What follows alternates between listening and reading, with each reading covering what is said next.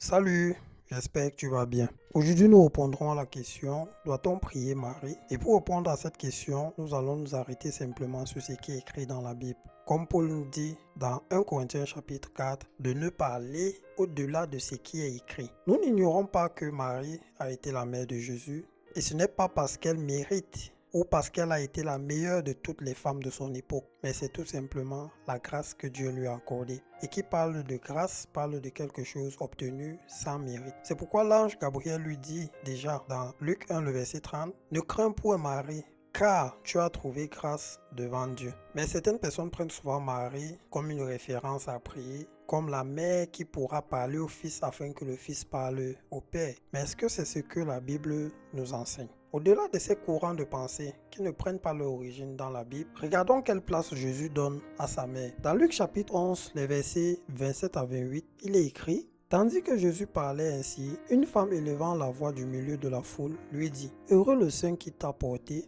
heureuses les mamelles qui t'ont allaité. Et il répondit: Heureux plutôt ceux qui écoutent la parole de Dieu et qui la gardent. Pareil, dans Matthieu 12, les versets 46 à 50, lorsque Jésus parlait avec ses disciples, des personnes sont venues l'interpeller pour lui dire: ta mère et tes frères sont dehors, ils te cherchent. Et qu'est-ce qu'il a répondu au verset, je pense, 49 à 50? Puis étendant la main sur ses disciples, il dit: Voici ma mère et mes frères, car quiconque fait la volonté de mon Père qui est dans les cieux, celui-là est mon frère et ma soeur et ma mère. Donc, dans ces versets que nous venons de lire, nous voyons la réaction de Jésus vis-à-vis de sa mère.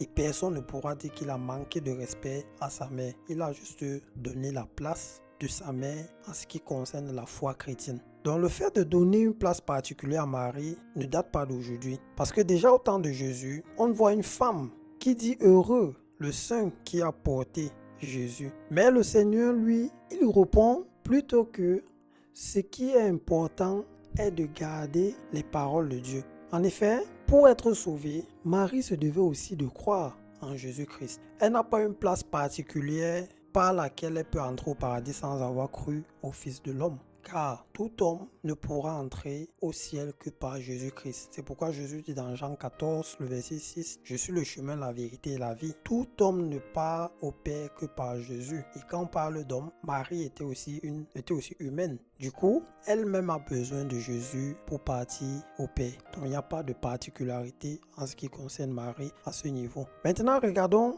de quelle manière les premiers chrétiens, les disciples, les apôtres, considérait Marie. Dans Acte 1, les versets 13 à 14, il est écrit: Quand il fut arrivé, il montait dans la chambre haute où il se tenait d'ordinaire. C'était Pierre, Jean, Jacques, André, Philippe, Thomas, Barthélemy, Matthieu, Jacques, fils d'Alphée, Simon le Zélote et Jude, fils de Jacques. Tous d'un commun accord persévéraient dans la prière avec les femmes et Marie, mère de Jésus, et tous les frères de Jésus. Ils sont tous à la prière avec Marie, c'est ce qu'on constate. La mère de Jésus elle-même prie. Personne ne se tourne vers elle pour lui implorer de parler à son fils. Aucun apôtre n'adresse sa prière à Marie, mais tous parlent à Jésus directement. Et cela n'est que normal, parce que Jésus a dit qu'il est le chemin, la vérité et la vie. Et Paul appuie cela dans 1 Timothée chapitre 2, le verset 5, en disant: Car il n'y a qu'un seul Dieu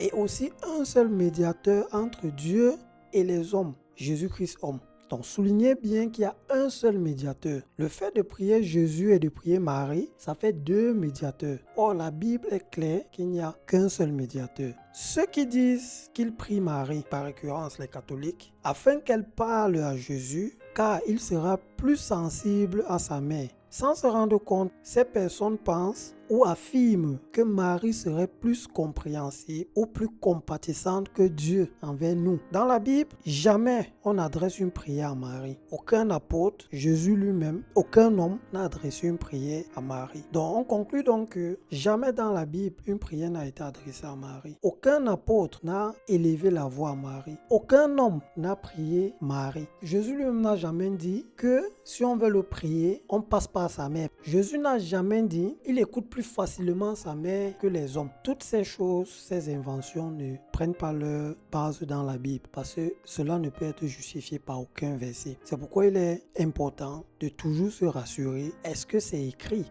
Donc pour répondre à la question de départ, la réponse est non. On ne doit pas prier Marie. Non, on ne peut pas prier Marie. Non, on ne doit non plus la vénérer. Et la Bible est claire là-dessus. Dans Actes chapitre 5, je pense au verset 28, la Bible dit « Vaut mieux obéir à Dieu plutôt qu'aux hommes ». Dieu a dit « Faut pas prier Marie ». Libre à chaque homme de choisir s'il va faire ce que Dieu dit ou faire des dogmes qui sont des inspirations humaines. Si vous avez des questions, n'hésitez pas à nous les faire parvenir. Et bonne écoute, que Dieu vous bénisse.